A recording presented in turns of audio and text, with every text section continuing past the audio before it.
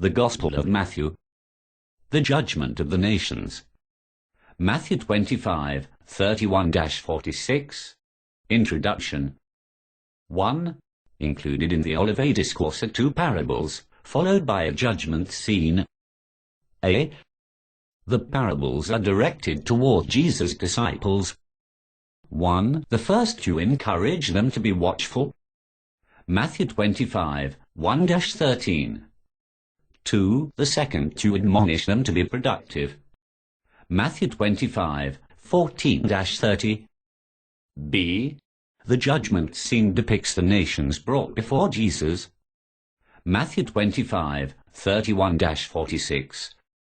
1. Note that it is the nations being judged, not disciples. 2. The nations are judged based upon their treatment of Jesus' disciples. A. Those that showed mercy and kindness to his disciples are blessed. B. Those that did not are condemned. But when the Son of Man comes in his glory, and all the holy angels with him, then he will sit on the throne of his glory. Before him all the nations will be gathered, and he will separate them one from another, as a shepherd separates the sheep from the goats. He will set the sheep on his right hand, but the goats on the left. Then the king will tell those on his right hand, "Come, blessed of my Father, inherit the kingdom prepared for you from the foundation of the world. For I was hungry, and you gave me food to eat. I was thirsty, and you gave me drink. I was a stranger, and you took me in. Naked, and you clothed me. I was sick, and you visited me. I was in prison, and you came to me." Matthew 25, 31-36. 2. Questions abound regarding the judgment of the nations. A. Who are the nations in this passage? All of mankind, or only the non-elect? B. Is this judgment scene depicting the day of judgment, or might it refer to a judgment that foreshadowed the final judgment? C. As part of the Olivet Discourse, could Jesus still be talking about events related to the destruction of Jerusalem? 1. The judgment of the nations theme. A. As found in the book of Joel. 1. The coming day of the Lord is depicted. A. Following the outpouring of God's Spirit. Joel 2:28-29. B. A great and terrible day is coming. Joel 2:30-31. C. Yet salvation is available to those who accept it. Joel 2:32. Acts 2:16-21. 2. A judgment of the nations is then described. A. The nations gathered in the valley of Jehoshaphat. Joel 3:1-2a and 12-16. B. The nations judged on the basis of their treatment of God's people. Joel 3:2b-8. B. As found in the Olivet Discourse. 1. Jesus foretold the coming day of the Lord. Matthew 24, 1-51. A. Coming and destruction upon Jerusalem. B. With warnings to escape when they see Jerusalem surrounded by armies. 2. A judgment of the nations is then described. Matthew 25, 31-46. A. The nations gathered before Son of Man. B. The nations judged on the basis of their treatment of God's people, inasmuch as you did it to one of the least of these my brethren. C. This is a common theme in the Scriptures. 1. God describes judgment to come, using other nations as instruments of his wrath. 2. But he also holds the nations accountable for how his people are treated. For example, A. Assyria, the rod of God's anger. Isaiah 10, 5-7 and 12-14, also 24-26. B. Damascus, Gaza, Tyre, Edom, Ammon. Amos 1, 3, 6, 9, 11, 13. 3. Nations that went too far, abusing the innocent, were held accountable. D. Jesus may be using the same theme. 1. Describing a judgment upon the nations. A. Employing figures reminiscent of the judgment at the last day. For example, 1. The Son of Man coming in glory, sitting on his throne. 2. The nations divided like sheep and goats. 3. Judgment rendered, followed by reward or punishment. B. For such judgments foreshadowed and typified the final judgment. 2. Describing a judgment of the nations. A. Which followed the Lord's judgment upon Jerusalem. Matthew 24. B. Regarding their treatment of his brethren, the disciples of Jesus. C. Nations who treated them kindly would be blessed, otherwise they would be condemned. In the book of Revelation, we see how Jesus dealt with the Roman Empire, used as the instrument of wrath in destroying Jerusalem, and then the object of wrath in its own judgment. 2. Lessons from the judgment of the nations. A. There will be a day of judgment. 1. Just as the Lord has judged nations throughout history. 2. So he will judge the world at the end of time, at the last day.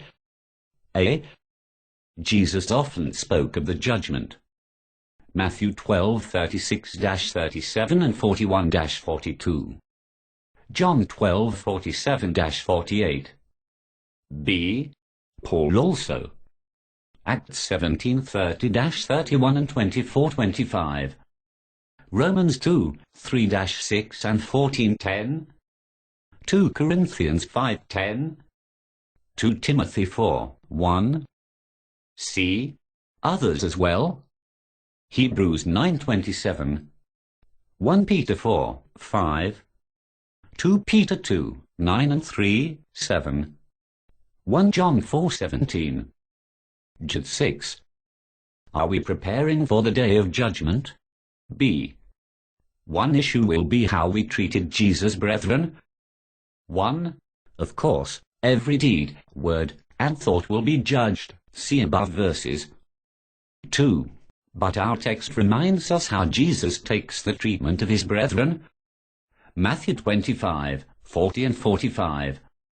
A. As you did it to one of the least of these, my brethren, you did it to me. B. As you did not do it to one of the least of these, you did not do it to me. 3. Jesus made the same point to Saul on the road to Damascus. Acts 9:1-5. A. Saul, Saul, why are you persecuting me? B. I am Jesus, whom you are persecuting.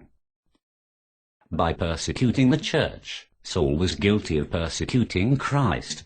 4. Jesus is the head, and his disciples the church is his body. Ephesians 1:22-23. A.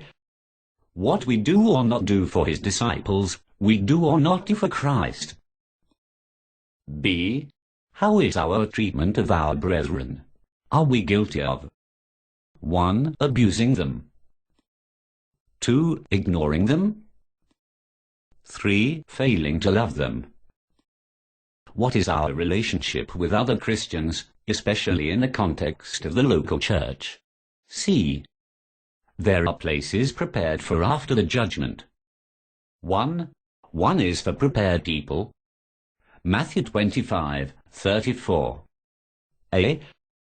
Described as the kingdom prepared for you from the foundation of the world. 2 Timothy 4:18. 2 Peter 1:11. B. Described as new heavens and a new earth in which righteousness dwells. 2 Peter 3:13. Revelation 21:1. C. Described as the holy city, New Jerusalem. Hebrews 13:14. Revelation 3:12 and 21, 2-7. This place is for those whose names are in the Lamb's Book of Life.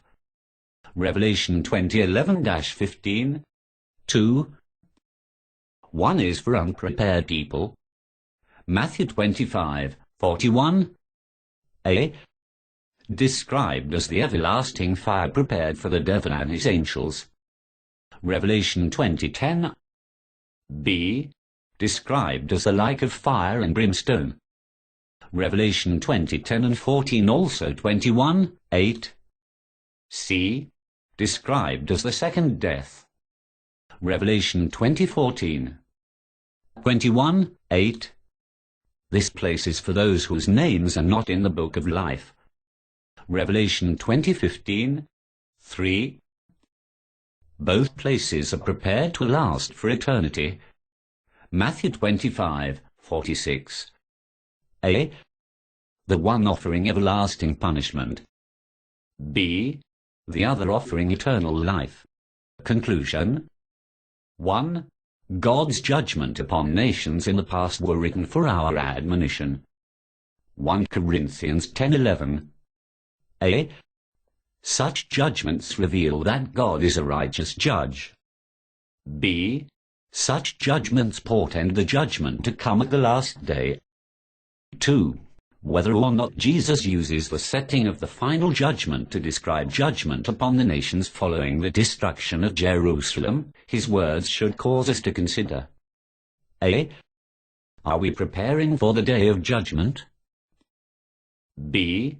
Involved in that preparation, is our relationship with our brethren what it ought to be? C. What will Jesus say to us on that day? May we all walk in the grace and mercy of the Lord with an obedient faith and love, so that we may hear him say, Come, you blessed of my Father, inherit the kingdom prepared for you from the foundation of the world. Matthew 25:34. The end. The Gospel of Matthew. The judgment of the nations. Matthew 25:31-46.